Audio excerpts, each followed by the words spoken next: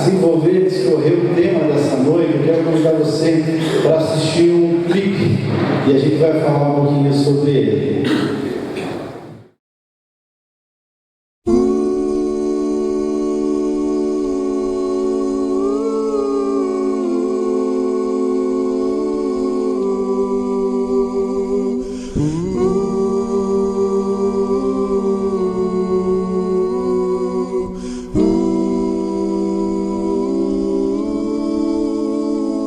Quem espera que a vida seja feita de ilusão pode até ficar maluco ou morrer na solidão. É preciso ter cuidado pra mais tarde não sofrer. É preciso saber viver. Toda pedra do caminho você pode retirar. Numa flor que tem espinhos, você pode se arranhar. Se o bem e o mal existem, você pode escolher. É preciso saber viver. É preciso saber viver. É preciso saber viver.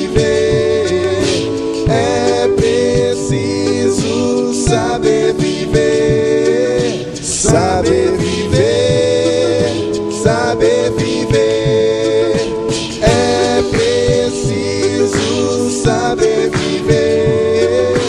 É preciso saber viver. É preciso saber viver. Saber viver, saber viver.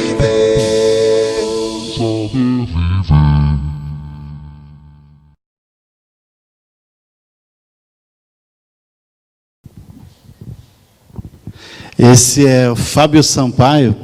Esse rapaz, ele é líder de uma banda gospel chamada Tanlã, lá de Porto Alegre. Ele é membro de uma igreja batista lá. E ele começou esse vídeo com uma brincadeira. Ele é primo de um pastor, de um dos pastores lá da igreja batista Monte Serra, onde eu pastoreava. E ele começou com uma brincadeira e o pessoal desafiou, ele acabou fazendo. Você percebeu que ele fez todas as vozes, toda a percussão, todos os arranjos ao mesmo tempo. E me veio a calhar, me lembrei desse vídeo, porque tem tudo a ver com aquilo que a gente vai compartilhar hoje. O tema realmente é esse: é preciso saber viver.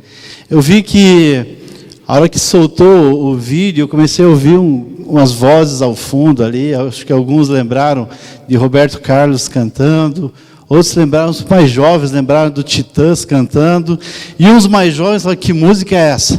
Nunca ouvi falar, de onde é que tiraram essa história aí, né? Mas realmente, com o decorrer do tempo, e por todo o tempo, as pessoas têm buscado essa resposta: como saber viver? E aí vem música, vem temas, vem poesias, vem palestras, e as pessoas tentam buscar a resposta para como saber viver. Esses dias eu estava atendendo uma pessoa aqui no gabinete na PIB, um rapaz que estava buscando mentoreamento. Ele se formou, falou: pastor, agora eu estou tentando me colocar, né, no mundo corporativo, eu queria que o pastor me acompanhasse, tivesse um tempo de mentoreamento comigo. Eu falei: que ótimo, vamos conversar, mas eu não gosto muito de ficar ali. Falei: vamos ali no posto tomar um café. E a hora que a gente estava passando aqui a Avenida Batel, a gente estava passando na Avenida Batel e estava vindo um carro desses.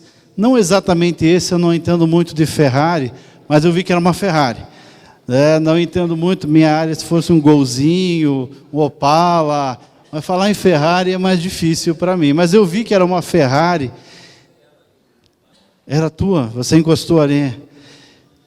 E a hora que o carro passou, ele olhou para mim e falou: pastor, esse sim sabe viver. Aí eu olhei para ele e falei: acho que o nosso mentoreamento vai ser bem comprido. Eu vou ter que conversar muito. Mas quantas vezes, talvez você não tenha expressado, mas ao ver algo assim, ou algo assim, você que gosta de moto, fala assim: esse sim sabe viver. Ou então, olhando para um iate desse padrão, você vai dizer assim, esse sim sabe viver. Sabe por quê? Porque infelizmente hoje nós somos medidos por aquilo que nós vestimos, pelo carro que nós dirigimos, pela moto que nós pilotamos, você que pilota, pelo teu cartão de crédito, aí a pessoa tira aquele cartão, é o Platinum Golden Master Pleno Top, né, todo dourado assim, extrato é enorme no final do mês, mas o cara tem aquele cartão, e nós somos medidos muito mais pelo que nós temos do que por quem nós somos. Gente, eu já falei semana retrasada aqui, eu volto a repetir, não é pecado ter isso. Pelo contrário, se você puder ter, que bom poder ter isso. Mas isso não pode ocupar, não pode ter prioridade na vida da gente. Isso não pode ser o que nos domina. E infelizmente a gente tem sido medido por isso. Nós temos sido medidos por valores materiais, temos sido medidos por status e não por quem nós realmente somos. E pessoas estão tentando entender o que é saber viver, não estão conseguindo, porque estão medindo por parâmetros errados. O saber viver é um desafio que é colocado a nós a cada dia. E é interessante que quando a gente vai buscar esse desafio de como saber viver, a gente tem que tentar entender e ter sabedoria para isso. E eu fui pesquisar e uma das traduções para a palavra sabedoria é a arte de saber viver. A arte de saber viver. E sabedoria é diferente de conhecimento, sabedoria é diferente de capacidade, sabedoria é diferente de inteligência.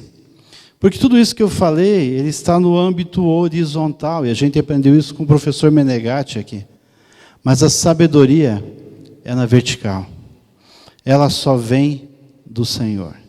Se a gente for analisar no decorrer da história, quantos homens capacitados, quantos homens conquistadores, mas também esses homens se tornaram facínoras, ditadores, pessoas que se aproveitaram dos outros porque eles tinham capacidade, tinham inteligência, tinham conhecimento, mas não tinham sabedoria. Sabedoria só o Senhor pode dar. Para saber viver, é buscar em Deus a sabedoria. Não adianta eu tentar de outras formas, e eu volto a dizer também, não há nada de errado em você aprimorar seus conhecimentos, você se especializar, você se capacitar, mas tudo isso tem que ser potencializado pela sabedoria que a gente busca em Deus. E aí sim, nós vamos saber viver. Eu gosto da Bíblia porque ela apresenta as situações positivas e também as situações negativas.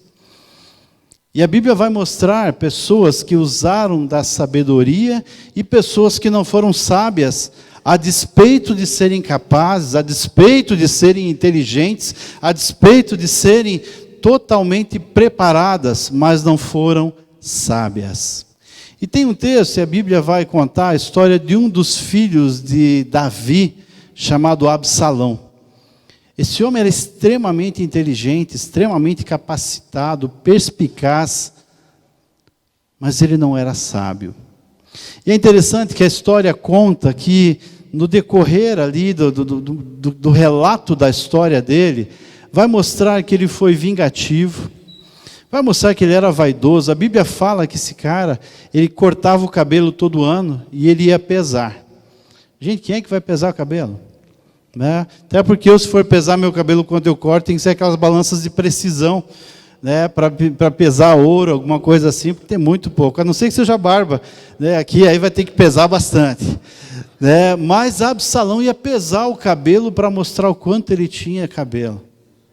O homem era extremamente vaidoso, mas ele era capaz, ele era inteligente, ele era perspicaz, ele era astuto, mas não era sábio.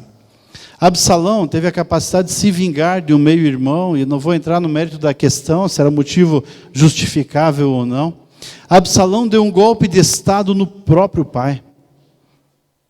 Imaginou isso? Ele deu um golpe de estado no próprio pai. Tentou tomar o trono do pai dele, o rei Davi. Ele armava vários artifícios para tentar dominar, para tentar vencer, conquistar, mas ele não era sábio.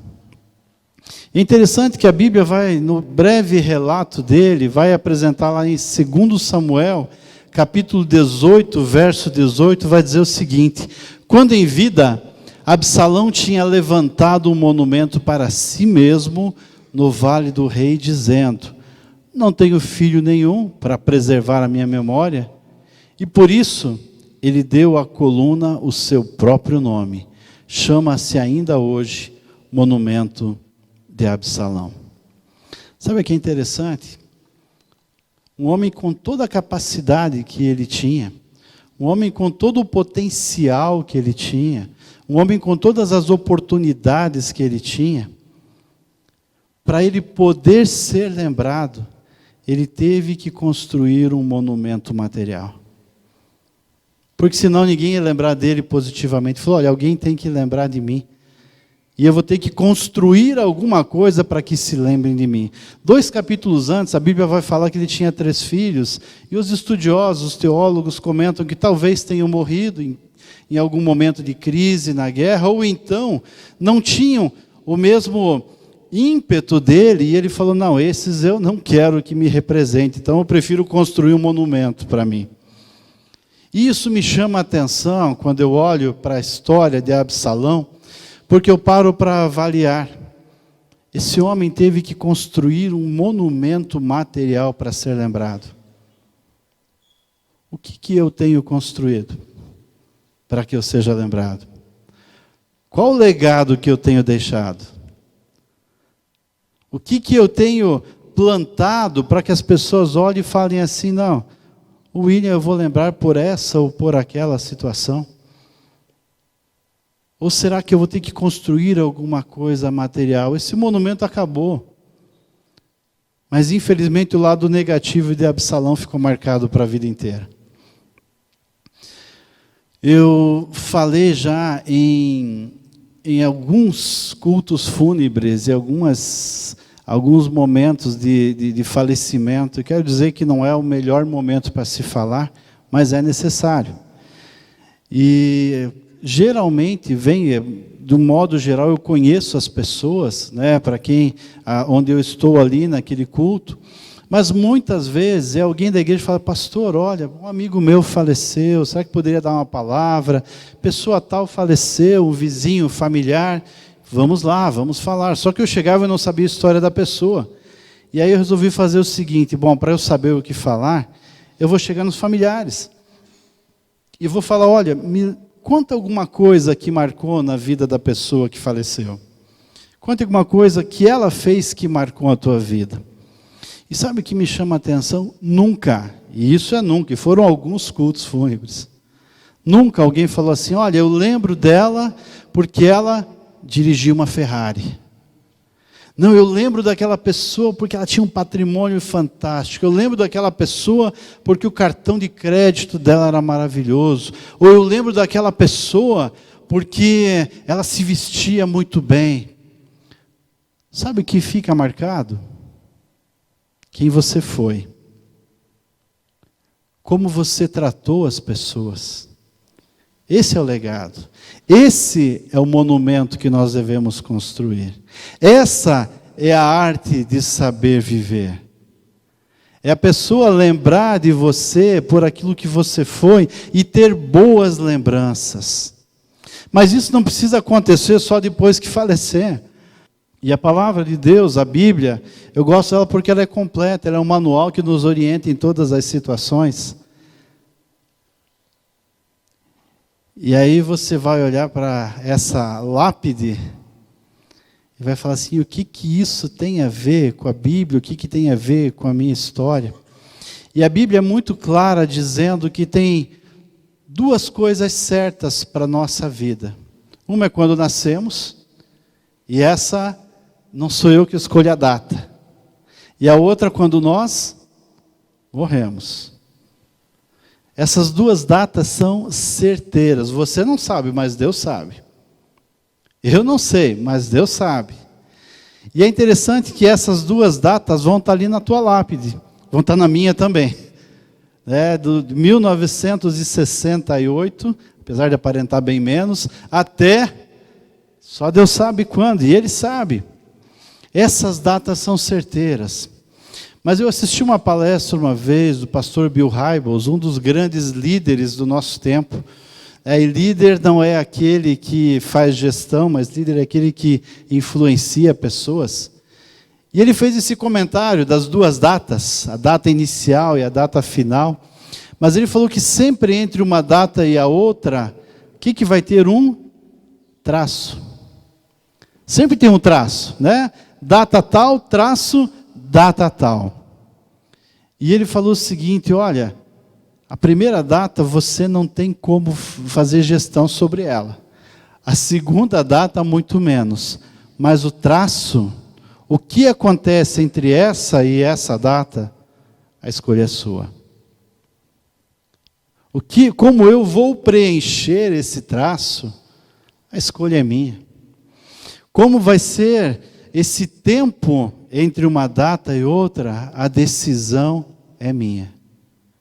E eu vou escolher como saber viver. Eu vou escolher que atitudes tomar.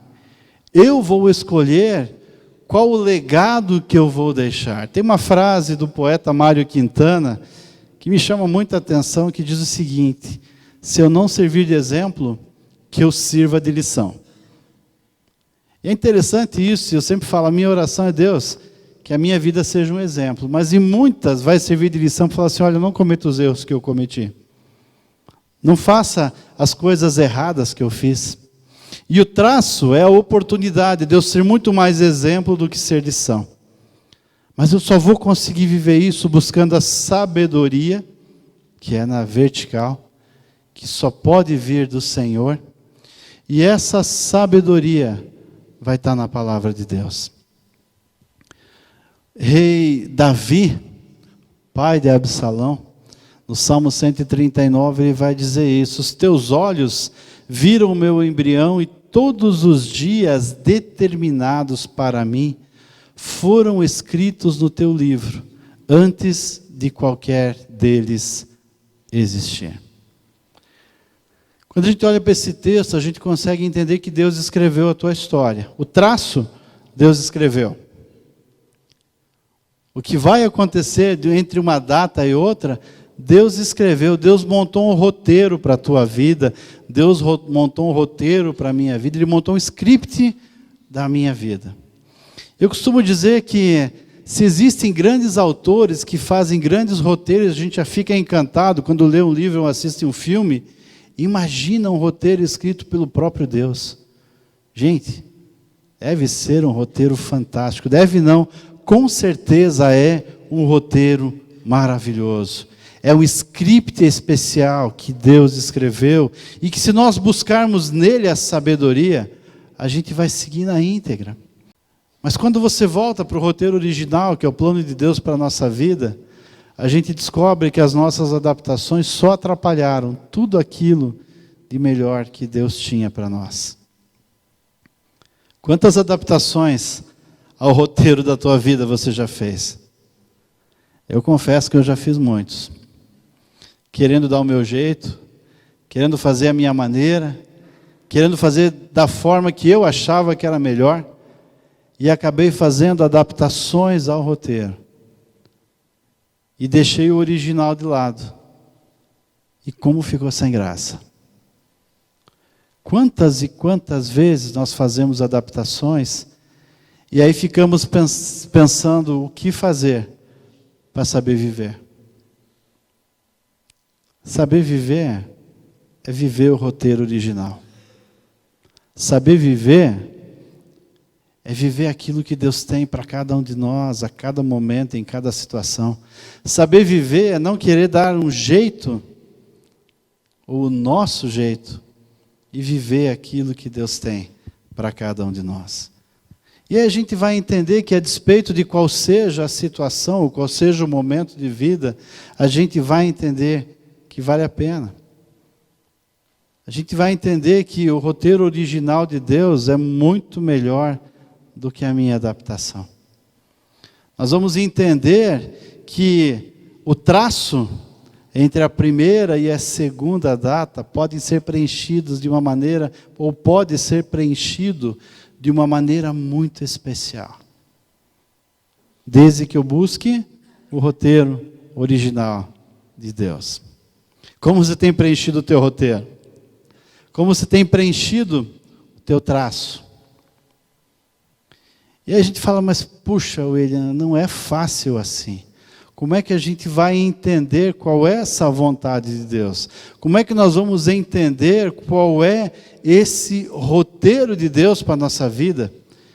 E aí a Bíblia também vai apresentar aqui um resumo do roteiro de Deus para cada um de nós. E o próprio Deus vai falar lá em Jeremias, capítulo 29, versos 11 a 13, ele fala assim, porque sou eu que conheço os planos que eu tenho para vocês. Vamos contextualizar?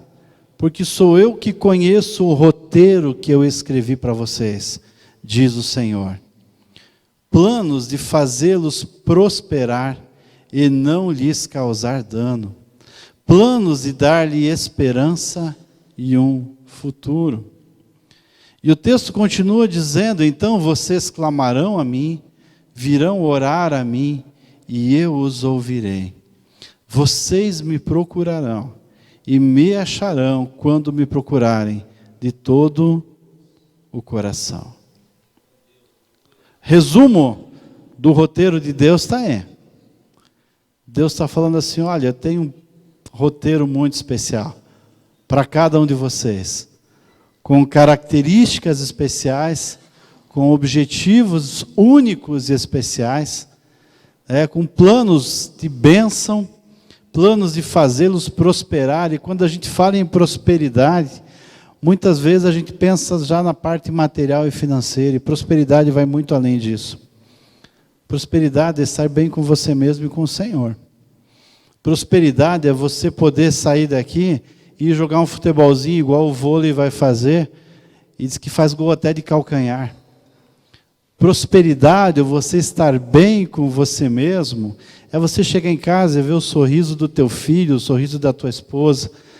Prosperidade é você saber que você está dentro do script de Deus para a tua vida. Prosperidade é saber que o traço está sendo preenchido por aquilo que Deus tem para nós. E é isso que Deus diz. Planos que eu tenho para vocês, de fazê-los prosperar, não lhe causar dano, planos de dar-lhes esperança e um futuro. Mas a condição para eu viver esse roteiro está aqui, ó. Vocês clamarão a mim, virão orar a mim, e eu ouvirei. Vocês me procurarão e me acharão, quando me procurarem de todo o coração.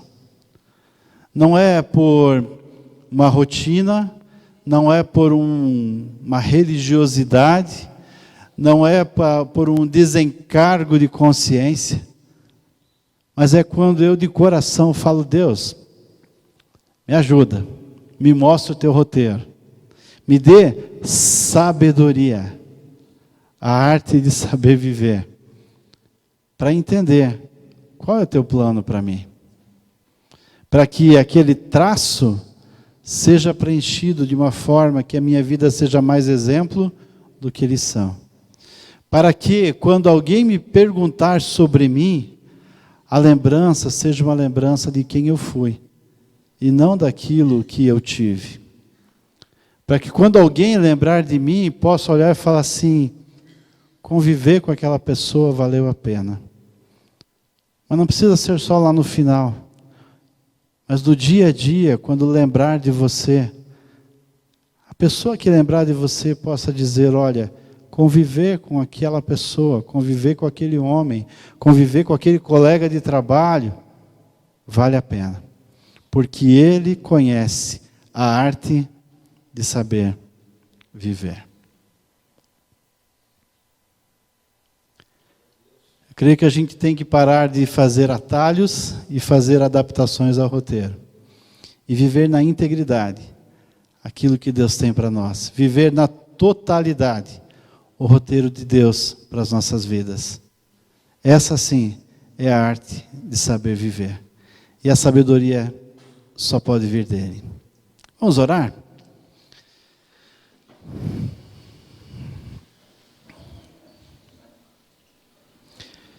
Deus, obrigado, Senhor, porque saber viver, Deus, não é mérito nosso, mas é algo que vem do Senhor.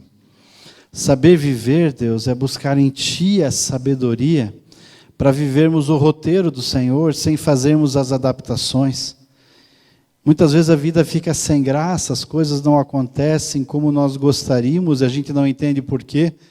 Talvez, Pai, porque a gente esteja fazendo as adaptações ao roteiro e fugindo do Teu roteiro original. Mas Deus, ajuda cada homem aqui, a começar por mim, a viver o roteiro original do Senhor, Pai.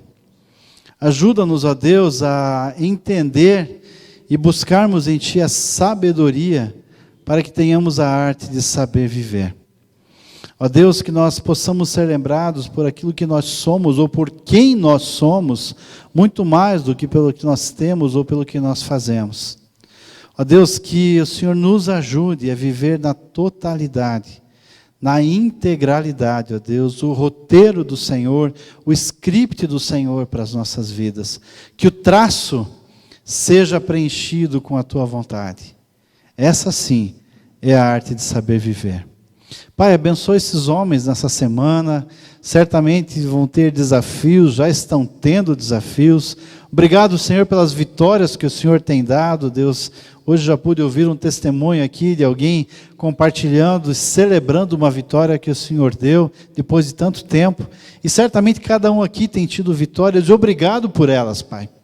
Mas Deus, ajuda cada um na sua luta, no seu desafio.